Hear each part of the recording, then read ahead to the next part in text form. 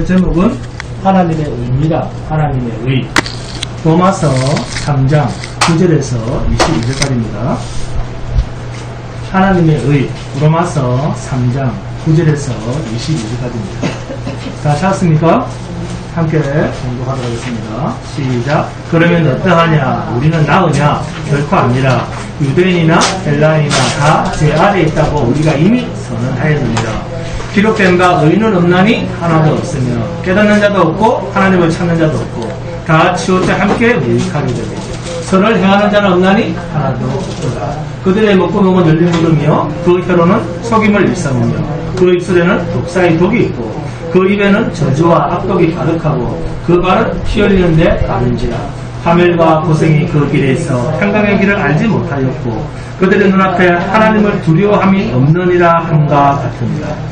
우리가 알거니와 무릇 율법이 말하는 바는 율법 아래에 있는 자들에게 말하는 것이니 이는 모든 입을 막고 온 세상으로 하나님의 심판 아래에 있게 하려 합니다. 그러므로 율법의 행위로 그의 앞에 어렵다 하심을 얻을 육체가 없나니 율법으로는 죄를 깨달으리라.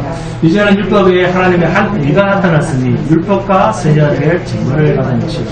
곧 예수 그리스도를 믿음으로 말미암아 모든 믿는 자에게 미치는 하나님의 의인이 차별이 없느니라. 자, 따라합니다. 유대인이나 헬라인이나 나나 우리 모두 다 똑같아 제 아래에 있다.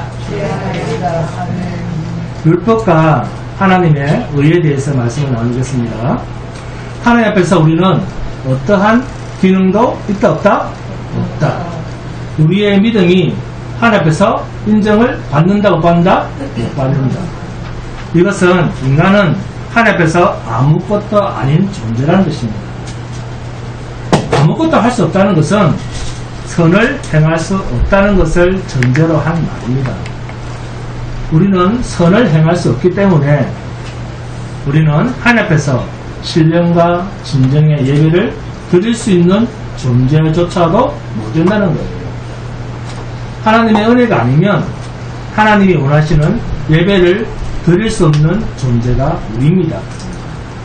목사님, 그래도 우리가 기도했고 우리가 찬송했고 우리가 하나님의 말씀을 들었는데요, 이 시간도 나와서 이렇게 앉아 있잖아요. 그러나 이것조차도 하나님께서 우리 안에서 일하시지 않으시면 이 자리에 앉아있지 못합니다. 여러분, 이스라엘 백성이 과거에 하나님 앞에서 제사를 지냈습니까? 안 지냈습니까? 지냈습니다. 열심히 지냈습니다. 그들이 구제했습니까? 안 했습니까? 열심히 구제했습니다. 그들이 하나님 앞에서 헌신했습니까? 안 했습니까? 했습니다. 봉사, 구제, 사랑도 있었습니다. 그런데 이것들을 하나님께서 의로 인정하신 적이 있습니까? 없습니까? 없습니다. 하나님께서는 이러한 이스라엘의 모든 종교적인 의를 하나님께서는 의로 인정해 주신 적이 없습니다. 오늘날 우리가 인정받으려고 하면 이스라엘이 먼저 인정받았어야 했습니다. 그런데 이스라엘이 그것으로 인정받은 적이 없기 때문에 우리들도 종교적인 것으로 하나님께 인정받으리라고 하는 그런 기대를 가져서는 안 됩니다. 하나님께서는 모든 종교적인 노름을 부정하시면서 그러한 것들이 하나님 앞에서 의가 될 수 없음을 선지자들을 통해서 누누이 선언하셨습니다. 이사야 선지자를 통해서 어떻게 해라? 높은 산을 깎아 평탄케 하라. 깊은 골을 메어 평탄케 하라. 너희는 마음을 낮추고 낮춰서 내 앞에 나와라. 오직 나 여호와만 강한 자라고 인정해라. 이러한 말씀들을 거짓없이 선지자들은 있는 그대로 하나님의 백성들 앞에 전하면서 때로는 돌로 맞고 핍박을 받고 무시를 당하고 옥에도 갇히고 칼에 베임을 당하면서 일생을 마친 자들이 선지자입니다. 인간들의 위선된 의를 공로를 인정하지 않기 때문에 일생을 마친 자들이 선지자입니다. 인간은 아무런 선을 행할 수 없으니까 해놓고도 내가 했다 자랑하지 마라. 그런데 사람들은 이 말을 못 견뎌 합니다. 이렇게 말하면 나오는 반응이 아예 안 합니다. 뭐라 합니까? 기도도 안 하고 예배도 안 드리고 찬송도 안 하고 헌금도 안 하고 전도도 안 하고 모태 신앙이 됩니다. 모태 신앙. 모태. 안 합니다. 왜? 하나님이 안 받아준다거든요.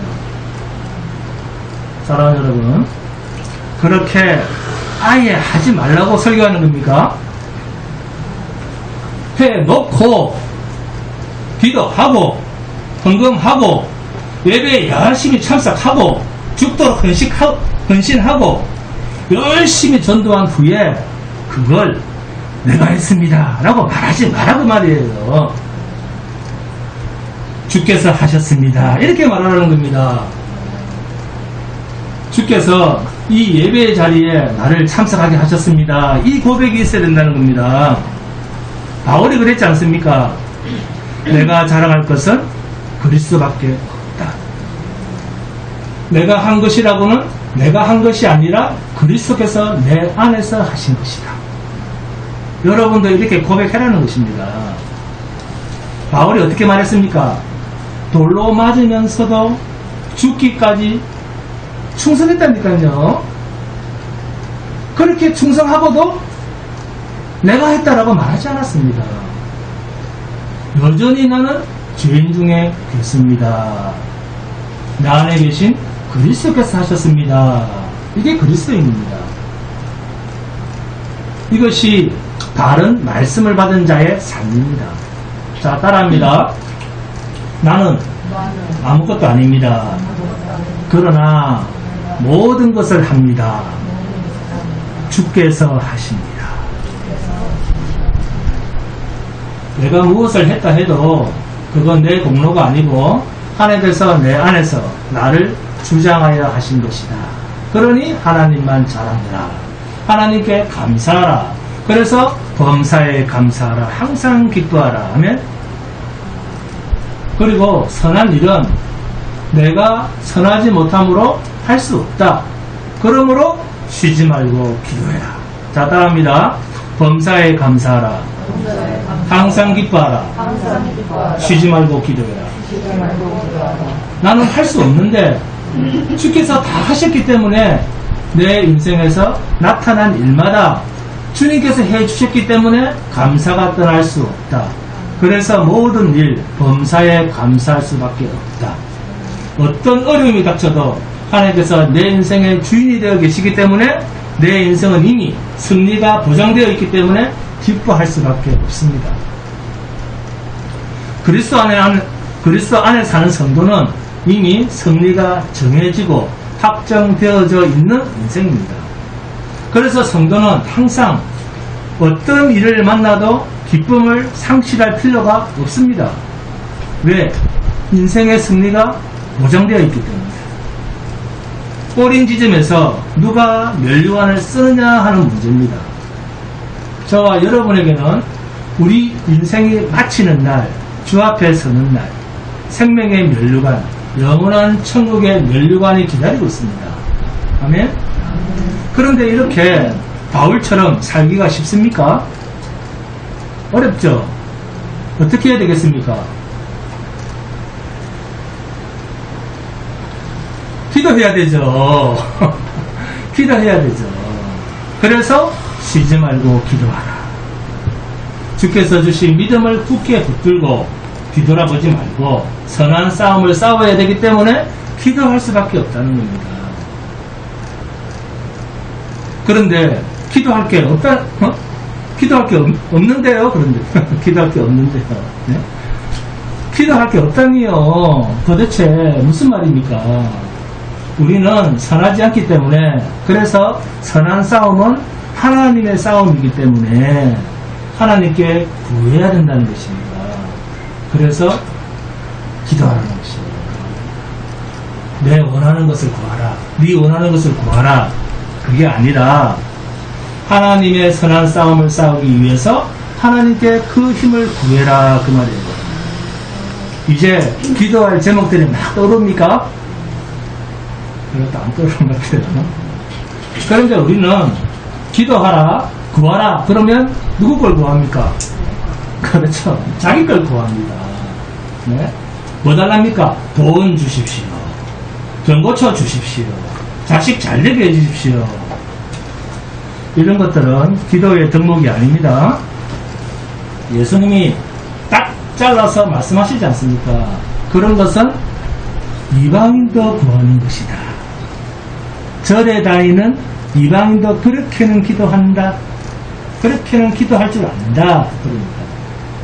여러분, 이 세상에는 인간이 아무것도 아니라는 하나님의 말씀 앞에서 그 아무것도 아니라는 인간의 정체성, 인간의 본질에 대해서 정확하게 말해주는 곳이 없습니다.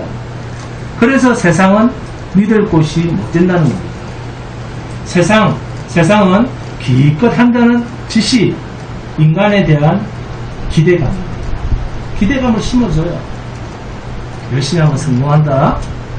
그러나 하나님께서는 이스라엘에게 뭐라고 하셨죠? 유대인, 너희가 잘났으면 얼마나 잘났냐 하시면서 주신 것이 뭐죠? 율법입니다. 너희가 그리 잘났냐? 그래서 주신 게 율법이에요. 뭐라고 율법을 주셨죠? 너 자신을 알라. 네가 얼마나 잘났냐? 못났냐? 이것을 한번 판정해봐라. 결국 율법을 주신 것은 너는 하나님 앞에서 아무것도 아닌 존재임을 알아라. 너의 존재 본질을 알아라는 것입니다. 너는 아무것도 아니다. 99개를 행하다가 단 한 가지만 거쳐도 다 어긴 것이다. 행할 수 없다는 겁니다. 인간은 결국 죄인이라는 거예요. 이것을 알아라고 유대인들이 먼저 말씀을 맡은 것이다. 여러 유익이 많지만 첫째는 말씀을 맡았다. 율법을 맡았다. 그 율법을 받아서 내가 죄인인 것을 알고 하나님 앞에서 항복할 때 하나님의 은혜를 입을 수 있도록 주신 것인데 그 율법을 이스라엘은 적당하게 봐가면서 지켜보겠다고 행해보겠다고 하던 인간들이 유대인들이었습니다. 율법이 나타난 것은 우리 인간은 모두가 죄 아래에 있을 수밖에 없다. 하나님의 표준에 될 수 없는 불합격품이다. 이것을 선포하라고 율법을 맡겼는데 오히려 유대인들은 우리는 선민이다 라는 쪽으로 가버린 것입니다. 그러나 그것은 망한 길이었습니다.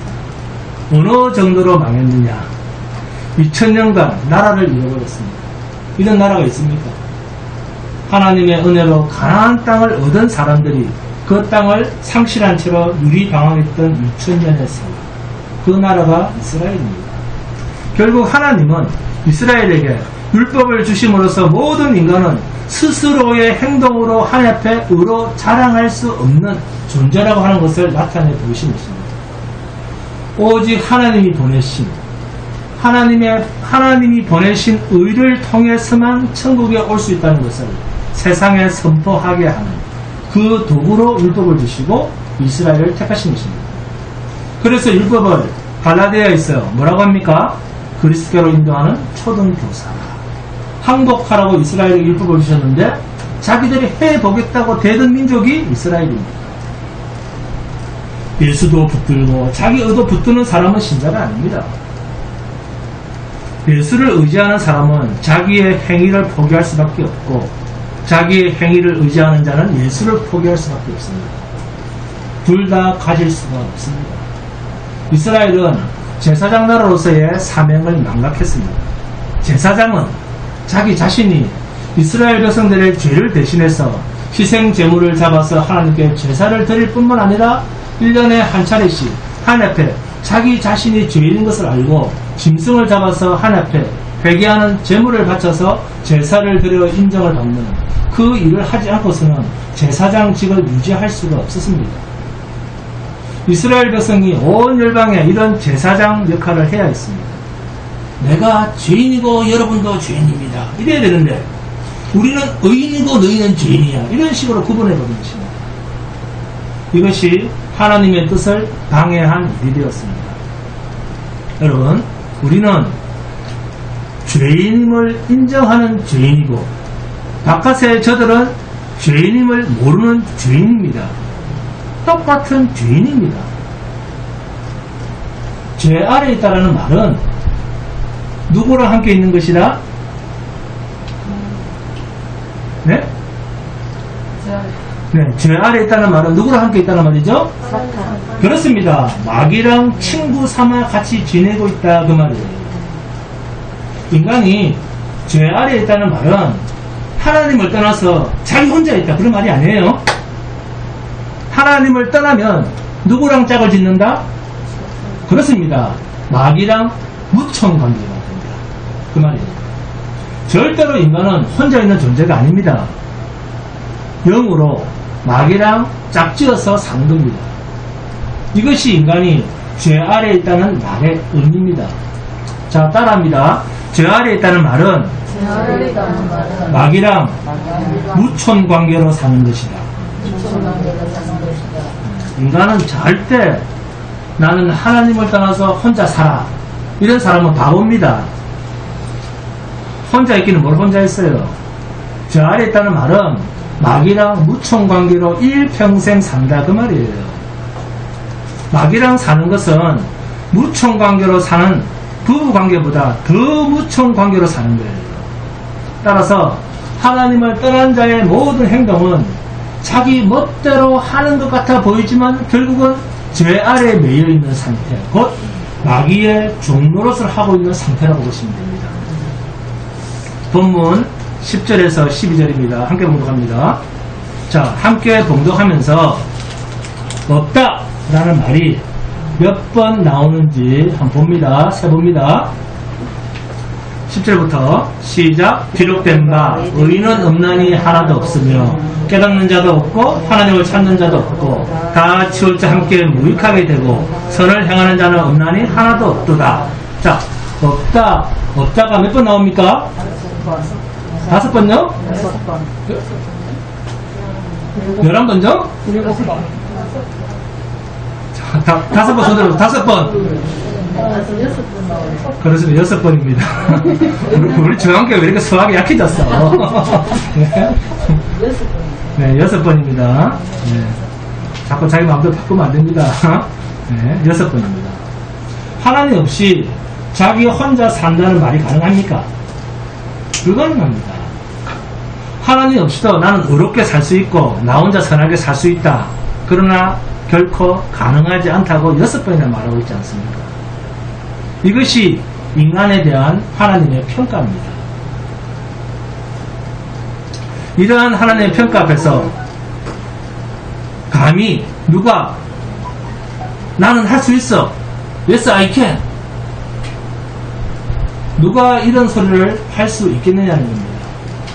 그러면 어떻게 하는 게 Yes, I can이 가능하겠습니까?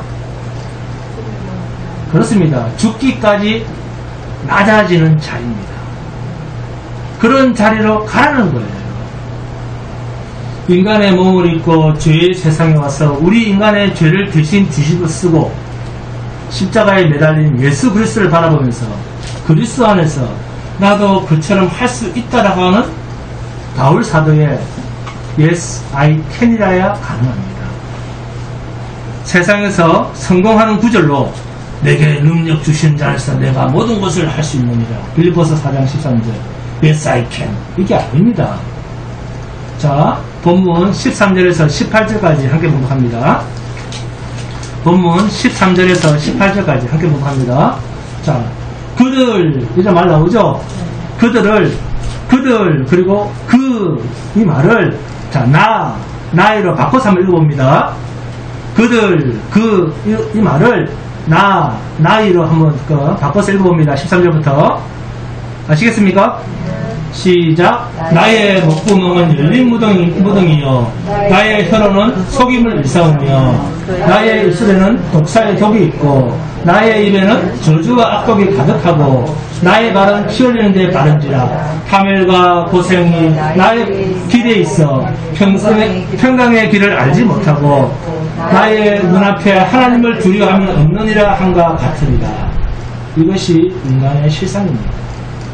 이만큼이나 하나님은 우리를 처절하게 고발하십니다. 유대인도 끝이고 헬라인도 끝이고 나도 끝이다. 아무것도 아니다. 하나님 앞에서.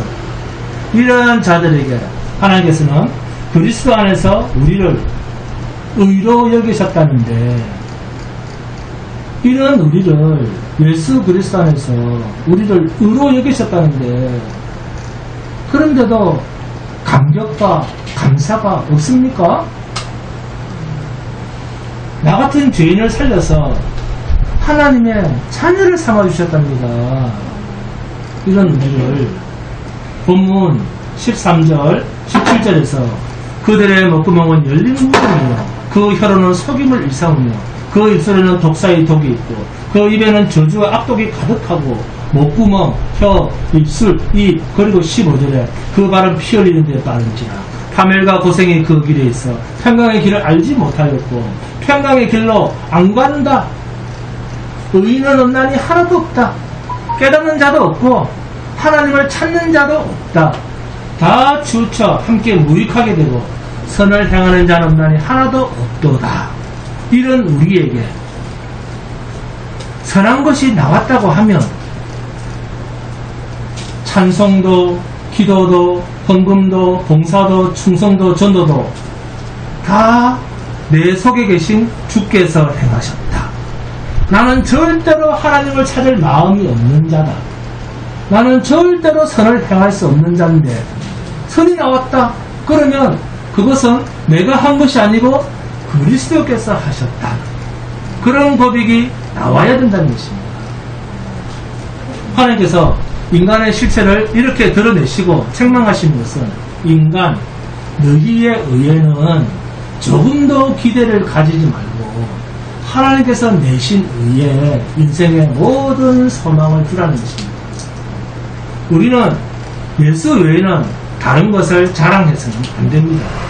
하나님께서는 예수 외에는 인정하시는 것이 없습니다.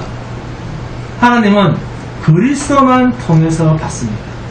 그래서 우리는 예수의 이름, 그분의 명예, 그분의 영광만을 드러내면서 생명까지 바치는 성도가 되어야 됩니다.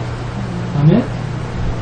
자, 여러분, 보통 신자들이 하나님의 살아계심을 자신의 체험을 통해서 말을 하려고 하는 경향이 있습니다. 그렇죠?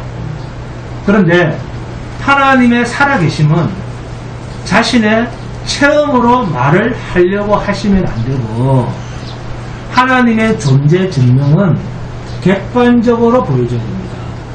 그것을 인식론, 진리론이라고 합니다. 조직신학의 신론에서는 이 진리를 본질을 통해서 찾게 되는데 본질을 가지고 진리를 찾아서 신의 존재를 증명하는 것이 신론입니다. 아직도 많은 신자들이 신의 존재를 증명하려고 할 때 개인적인 체험으로 신의 존재를 증명하려고 합니다.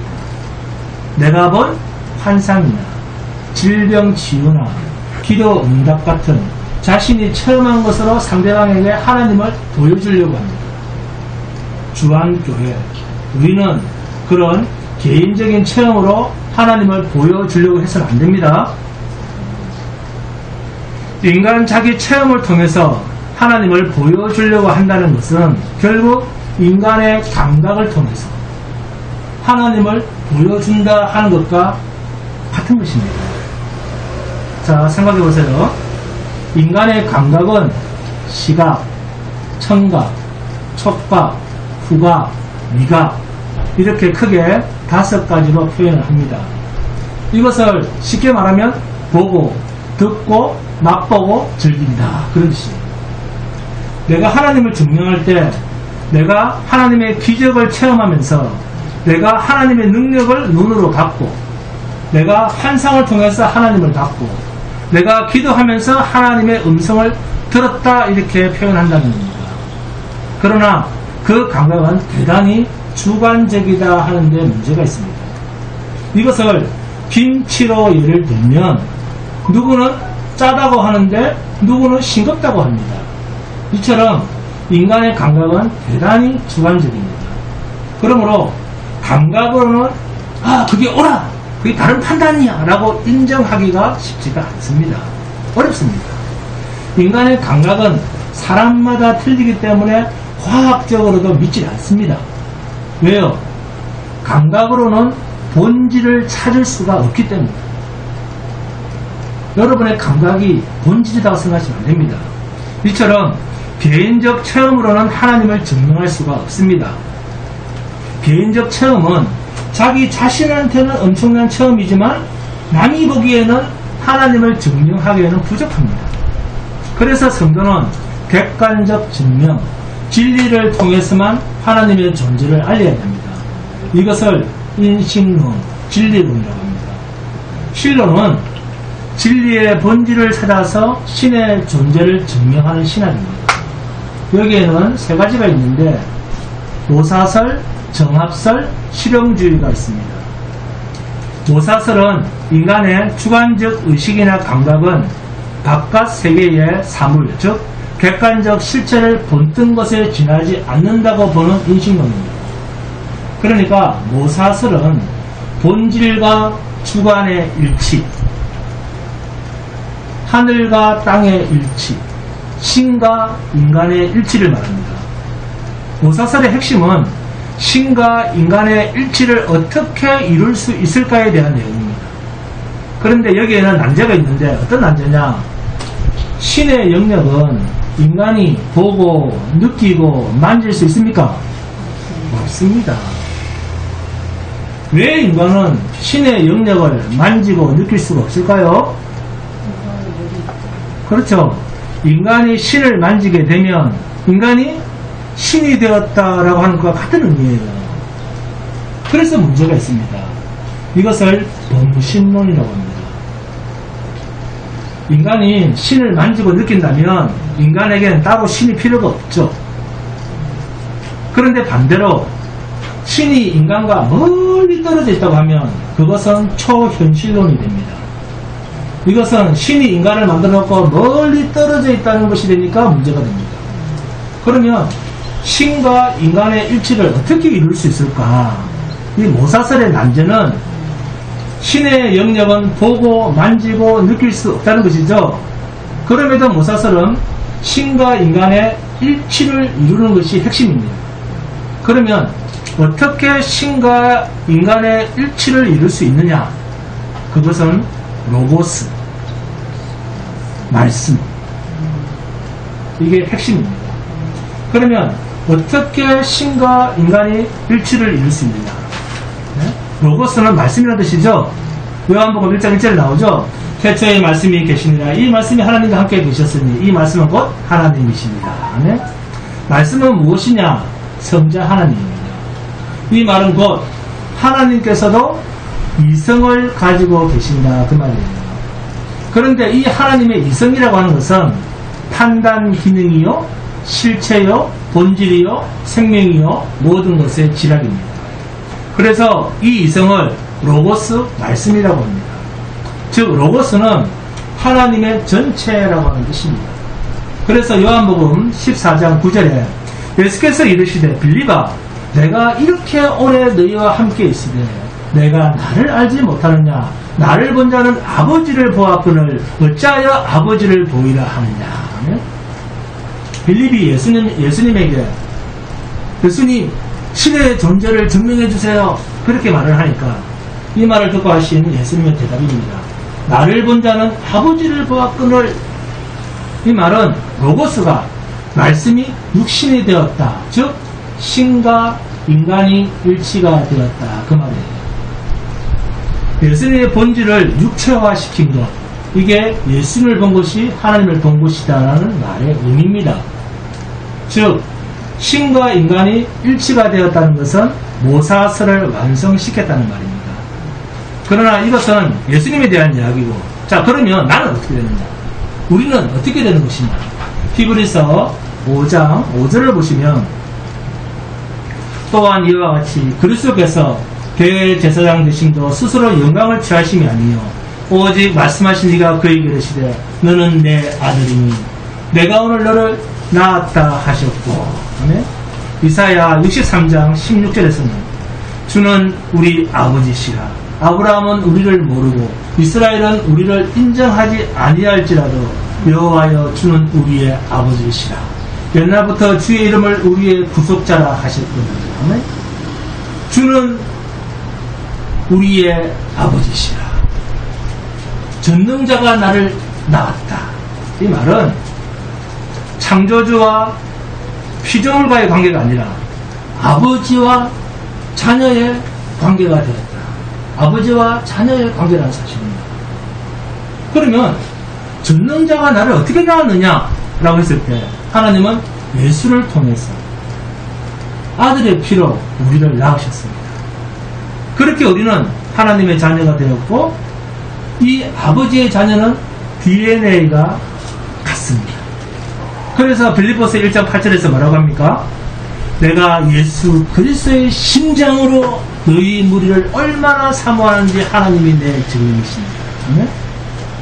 빌립도 하나님의 자녀로서 예수님의 심장으로 하나님을 증명하고 있지 않습니까?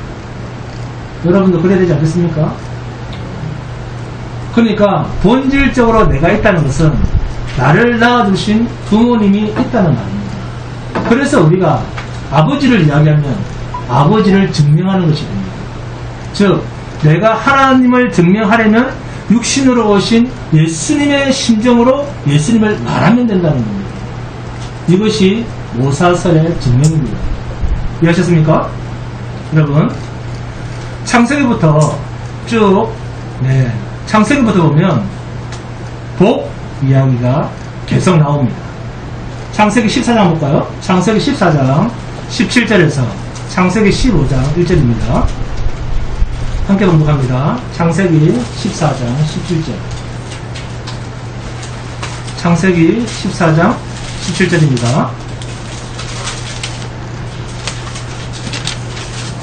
다 찾았습니까? 창세기 14장 17절.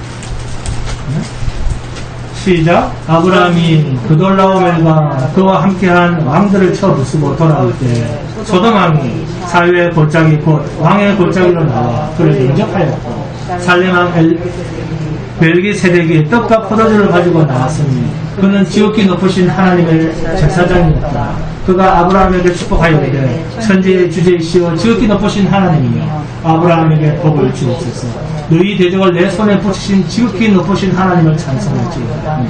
아브라함이 그 얻은 것에서 10분의 1을 멜기세덱에게 주었더라. 소돔왕이 아브라함이 이르되 사람은 내게 보내고 물품은 내가 가지라. 아브라함이 소돔왕에게 이르되 천지의 주제이시여 지극히 높으신 하나님 여호와께 내가 손을 들어 맹세하노니 내 말이 내가 아브라함으로 치부하게 하였다 할까 하니 내게 속한 것은 실온하게 하나 들매 끝 한 가닥도 내가 가지지 아니하리라. 오직 젊은이들이 먹은 것과 나와 동행한 아넬과 에스골과 나무레의 분깃을 제할지니 그들이 그 분깃을 가질 것입니다. 창세기 15절입니다. 이후에 여호와의 말씀이 환상 중에 아브라함에게 임하여 이르시되 아브라함아 두려워하지 말라. 나는 내 방패와 너희 지극히 큰 상급이니라. 성경에서 가장 먼저 상급이라는 말이 등장하는 구절이 창세기 15장 1절입니다. 성경에서 말하는 가장 큰 상급의 내용이 뭡니까? 하나님입니다. 이 말이 어떻게 나왔냐 하면 아브라함의 조카 롯이 그돌라오멜 동맹군한테 포로로 잡혀가고 전 재산을 다 빼앗겼다가 그것을 도로 찾게 된 이후에 하신 하나님의 말씀입니다. 살렘 왕 멜기세덱의 말을 듣고 난 뒤에 하나님이 아브라함에게 지금 이상 중에 나타나셔서 하신 말씀입니다. 이 모든 것을 아브라함에게 다 주고 난 뒤에 그죠? 가장 지극히 큰 상급은 뭐다? 나다. 아멘. 그렇습니다. 하나님이다. 그 말이에요. 그러면 성경 전체에서 말하는 상급, 최고의 상급은 뭐라는 겁니까? 하나님입니다. 영원한 생명입니다. 우리의 영원한 생명은 곧 하나님의 생명 부분입니다. 창세기 14장 19절 20절을 다시 봉독합니다. 19절부터 20절 시작. 그가 아브라함에게 축복하였는데 천지의 주제이시여 지극히 높으신 하나님이여 아브라함에게 복을 주옵소서. 너희 대적을 내 손에 붙이신 지극히 높으신 하나님을 찬송할지로다. 아멘. 그만. 자, 이런 내용이 있고 난 후에 창세기 15장 1절입니다. 그러면 복이 뭡니까? 대적의 손에서 나를 구원하신 하나님. 이게 복입니다. 이게 상급이고 구약에서 계속 내려오는 복의 실체가 예수 그리스도입니다. 예수가 복입니다. 그래서 예수 믿으면 복 받습니다. 복을 받습니까? 예수 믿으면 그게 복입니까? 그렇죠. 예수를 믿은 것이 복이라는 말이에요. 하나님께서 우리를 택하시지 않고 우리가 예수를 믿을 수 있습니까? 하나님을 찾는 자가 있습니까? 없습니까? 없습니다. 자기 스스로 하나님을 찬양하는 자가 있습니까? 없습니까? 없습니다. 본문 13절에서 18절까지 뭐라고 합니까? 그들의 목구멍은 열린 무덤이 그 혀로는 속임을 일삼으며 그 입술에는 독사의 독이 있고 그 입에는 저주와 악독이 가득하고 그 발은 피 흘린 데 빠른지라 파멸과 고생이 그 길에 있어 평강의 길을 알지 못하였고 그들의 눈앞에 하나님을 두려워함이 없느니라. 인간은 하나님을 찾지 않습니다. 그런데 예수를 믿고 있습니다. 누구의 은혜가? 하나님의 은혜. 예수 믿는 것이 복입니다. 예수 믿으면 복 받는다. 그게 아니고 예수를 믿는 게 복입니다. 왜요? 그렇죠. 생명이기 때문에.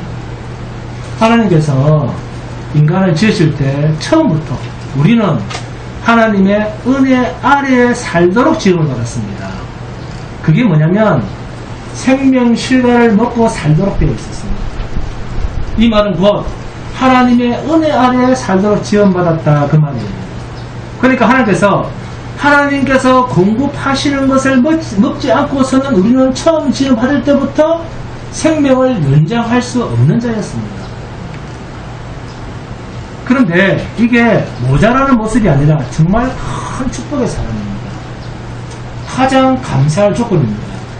인간 피조물이 내 멋대로 살아라 이렇게 방치되는 것보다 하나님의 보호와 은혜 아래 살도록 하셨다는 이것보다 더 아름다운 축복은 없습니다. 그런데 이것을 마다하고 자기들이 가치 판단을 하기 시작합니다. 이것은 잘한 일이고 이것은 못한 일이고 이것은 좋은 일이고 이것은 나쁜 일이고 인간 자기들이 판단을 하는 겁니다. 그때부터 인간은 하나님의 은혜, 하나님의 기준에 따라 살지 못하고 자기들의 기준으로 살게 됩니다. 자의로 산다 그 말이에요.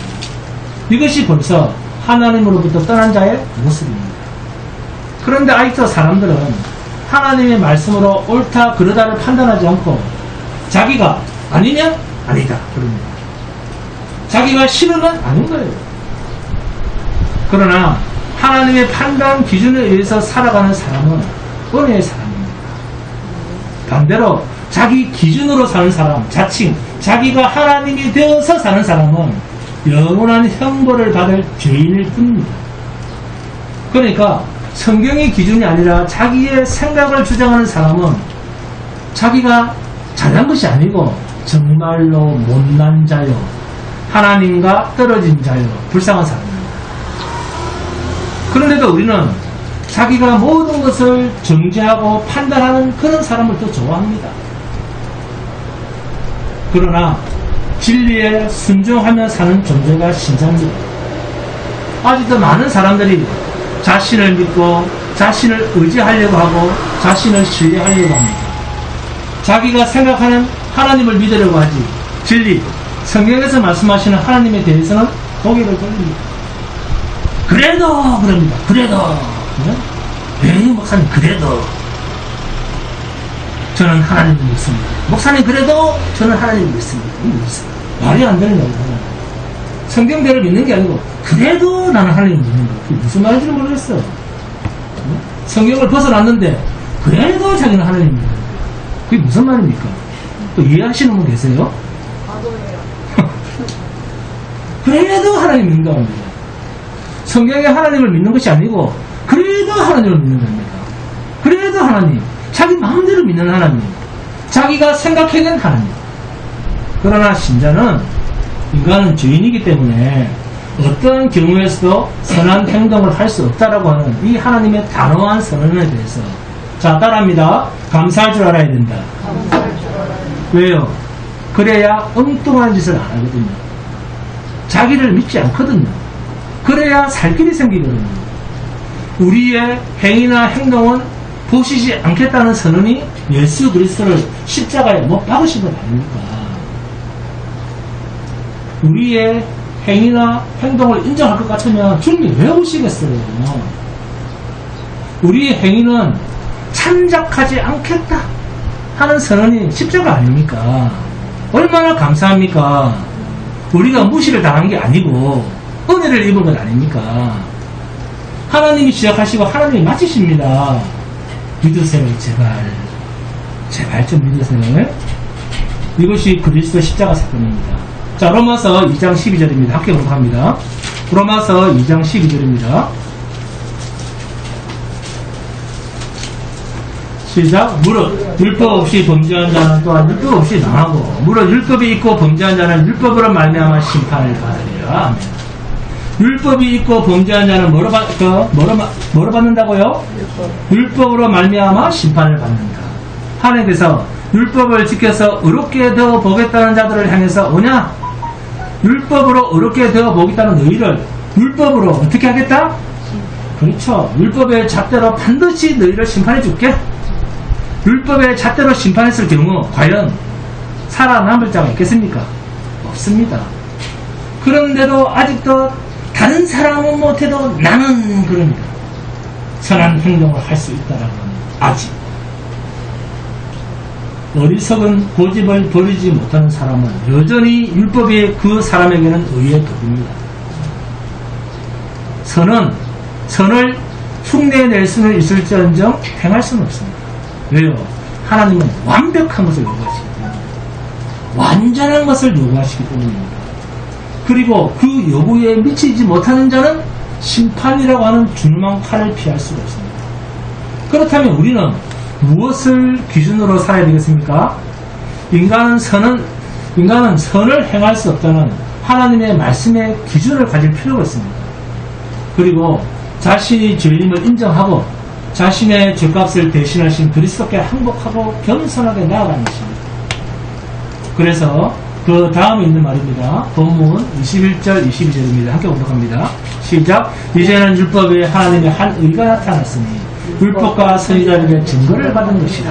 하나님의 한 의, 율법 외에 하나님의 한 다른 의를 우리에게 나타내시는데, 그것은 율법과 선지자들에게 이미 증거를 받은 것이다. 그게 뭡니까? 22절입니다. 함께 공독합니다. 시작. 곧 예수 그리스도를 믿음으로 말미암아 모든 믿는 자에게 미치는 하나님의 의미 차별이 없느니라.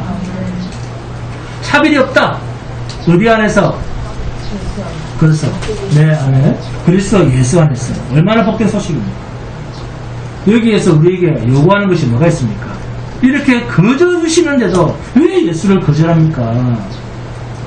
거저 주시니까 민망합니까? 돈을 지불하지 않아서 가치가 없어 보입니까? 노력하지 않고 받은 것이기 때문에 효과가 없어 보입니까? 은혜로 산다는 말은 인간의 행동이 기준이 아니라 하나님의 은혜가 기준이 되어서 살아가는 것, 하나님의 간섭하심을 따라 사는 존재입니다. 이것을 말합니다. 그런데 선악 체계를 경험한 뒤부터 인간은 자기가 쌓은 경험, 자기가 쌓은 지식에 근거해서 모든 것을 자신이 판단하기 시작합니다. 그런데 이것이 하나님과는 철저하게 멀어지고 하나님부터 저주를 당하는 근원이 됩니다. 그래서 본문 19절에 우리가 알거니와 무릇 율법이 말하는 말은 율법 아래에 있는 자들에게 말하는 것입니다. 이는 모든 입을 막고 온 세상으로 하나님의 심판 아래에 있게 하려고 합니다. 네? 율법은 율법 아래에 있는 자의 모든 입을 막아버리기 위함이라고 합니다. 입을 막는다고 하는 것은 할 말이 없도록 하겠다 그 말이에요.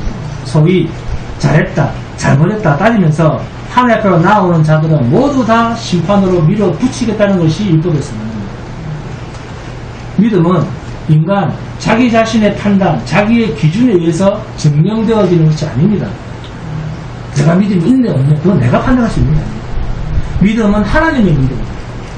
믿음을 인간의 행동으로 증명하고 보여줄 수 있다면 그것은 처음부터 인간에게는 믿음을 만들어낼 능력이 있다는 것이 되는 거예요. 인간의 행위로 믿음을 보여줄 수 있다면 믿음이란 인간에 의해서 증명되어지는 것도 아니요, 인간에 의해서 만들어지는 것도 아니요, 인간에 의해서 판단되어지는 것도 아닙니다. 정적으로 하나님께서 주시는 은혜예요. 하나님께서 인정하실 문제예요. 하나님께서 인정할 문제예요. 하나님께서 판단하실 문제예요. 그래서 본문 20절에 그러므로 율법의 행위로 그의 앞에 어렵다 하시면 얻을 육체가 없나니 율법으로는 죄를 깨달습니다. 율법은 저와 여러분의 선한 행위에 대해서만큼은 할 말이 없는 사람으로 만들어버립니다. 너희한테는 선이 없어. 너희한테는 선한 것이 없다. 오직 율법은 우리 속에 죄를 끄집어내면서 네가 이래도 잘났니? 이래도 네가 죄가 없단 말이야? 하면서 고발을 합니다. 율법 앞에서 입을 열고 큰 소리치는 자는 하나님께서 그 율법을 기준으로 심판하시겠다라고 하는 이 단호한 말씀 앞에 보면 겸손해야 됩니다. 율법 앞에 모든 인간은 벗어날 수 없는 죄인입니다. 이러한 심판에서 해방되고 구원받을 수 있는 유일한 길은 오직 하나님의 한 의 그리스도 외에는 없습니다. 그래서 우리가 할 일이 있다고 하면 그리스도 예수의 은혜 앞으로 나아가 무릎을 꿇는 일입니다. 십자가 예수 앞에서 두 손 들고 항복하는 일입니다. 그리고 그 십자가 앞에서 자신이 받은 은혜를 사람들 앞에서 하나님의 자비하심을, 당신님의 사랑을 나타내 보여주는 것으로 내가 하나님의 믿음이 있는가 없는가를 확정해야 됩니다. 자기의 선한 행위에서 믿음을 확정하지 마시고 나의 삶에서 그리스도를 증거하고 그리스도를 자랑하고 예수만이 내 인생의 전부라고 하는 그러한 삶을 살고 있는지 그 모습을 보면서 내가 믿음이 있는가 없는가를 점검해보는 복된 주의 자녀들이 되시기를 주님으로 축원드립니다. 너무 찬송합니다.